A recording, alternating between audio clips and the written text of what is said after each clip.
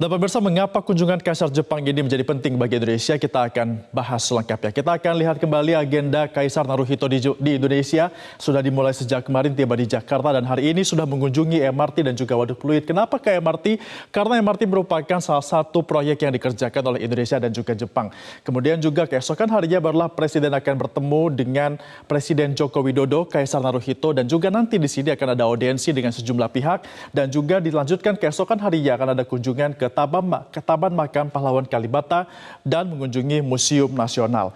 Kemudian barulah di tanggal 21 Juni 2023 nanti Kaisar Naruhito akan menuju ke Yogyakarta bertemu dengan Sri Sultan Hamengkubuwono ke-10. Kemudian keesokan harinya dilanjutkan menuju ke Candi Borobudur serta nanti akan ada kembali ke Jepang di tanggal 23 Juni 2023. Lalu kemudian pemirsa, sebenarnya terkait dengan kunjungan yang dilakukan oleh Kaisar Naruhito ini merupakan salah satu hal yang penting, tapi kita lihat lagi profil dari Kaisar Naruhito yang merupakan Kaisar ke-125 Jepang dan juga dilantik pada 2019 kemarin. Ternyata ini merupakan kelahiran dari 23 Februari di tahun 1960 dan juga menempuh pendidikan selain di Jepang, namun menyelesaikan pasca sarjananya di Oxford University Merton College di Inggris. Tentu saja kemudian ia berkuasa sejak 1 Mei 2019 dan masa kekuasaannya ini disebut sebagai zaman Reiwa.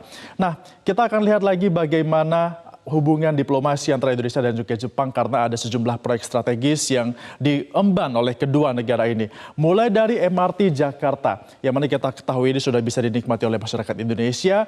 Kemudian juga nanti ke depannya ini akan ada proyek dari kereta semi cepat Jakarta-Surabaya, yang mana nanti rencananya akan dibangun dan juga ini akan melibatkan investor dari Jepang untuk dapat menggarap proyeknya.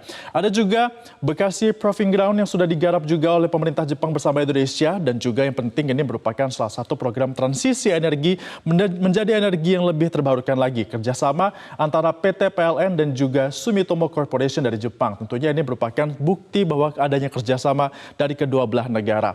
Selain itu, Jepang juga menjadi salah satu negara yang memberikan nilai investasi yang cukup tinggi di Indonesia, di mana angkanya terus meningkat dari tahun ke tahun.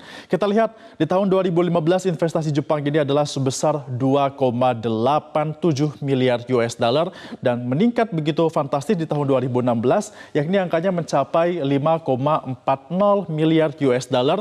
Ada sedikit penurunan yakni di tahun 2017 dan juga 2018, di mana di 2018 nilai investasi Jepang ini adalah 4,95 miliar US dollar dan di masa pandemi COVID-19 ini sempat juga ada penurunan yakni di tahun 2020 angkanya mencapai 2,58 miliar US dollar, di 2021 juga masih turun yakni di angka 2,26 miliar US dollar. Namun di tahun 2022 pada saat kondisi perekonomian dunia semakin membaik setelah pandemi COVID-19, kembali nilai investasi Jepang ini meningkat yakni di angka 3,56 miliar US dollar untuk Indonesia.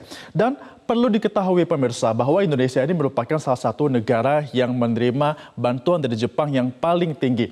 Kalau kita lihat lagi hubungan baik antara Indonesia dan juga Jepang sebenarnya sudah dijalin cukup lama. Sudah sejak 65 tahun yang lalu. Dimana kalau kita lihat ini diawali pada 20 Januari 1958 di mana ada perjanjian perdamaian antara Indonesia dan juga Jepang pasca Indonesia merdeka. Tentunya ini juga sudah menandatangani kedua belah pihak perjanjian.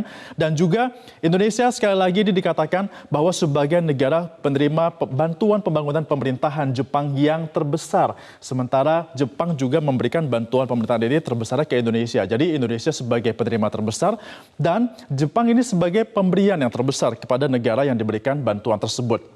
Selain itu juga masih ada ribuan perusahaan Indonesia yang beroperasi di Indonesia yang juga ikut menopang perekonomian Indonesia, di mana totalnya ada 2.000 perusahaan Jepang yang beroperasi di Indonesia dan dengan demikian ini cukup mempengaruhi secara drastis karena dengan adanya 2.000 perusahaan tersebut ini bisa menciptakan 7,2 juta lapangan pekerjaan untuk Indonesia yang ini memberikan kontribusi juga pada 8,5% GDP di Indonesia. Dengan demikian ini juga mempengaruhi dengan apa yang diekspor di Indonesia, di mana 24% produk ekspor di Indonesia ini merupakan produk yang berasal dari perusahaan Jepang yang berdiri di Indonesia. Untuk itu, kunjungan dari